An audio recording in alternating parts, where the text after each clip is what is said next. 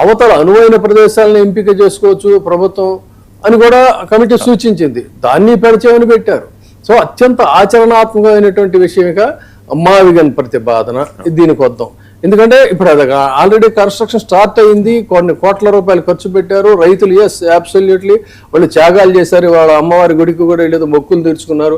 వాళ్ళని మనం ఏమీ కూడా వాళ్ళ యొక్క మనోభావాలను కానీ వాళ్ళ త్యాగాలను కానీ వాళ్ళ యొక్క దీన్ని కానీ మనం కాదంటలా. ఈవెన్ వైసీపీ కూడా ఏం చెప్పింది, మేము అమరావతిని వ్యతిరేకించట్లేదు, ఈ ప్రాసెస్ వ్యతిరేకిస్తాం. ఎందుకంటే రైతులకు ఇచ్చిన హామీలు నిలబెట్టుకోలేదు మీరు ఇంతవరకు.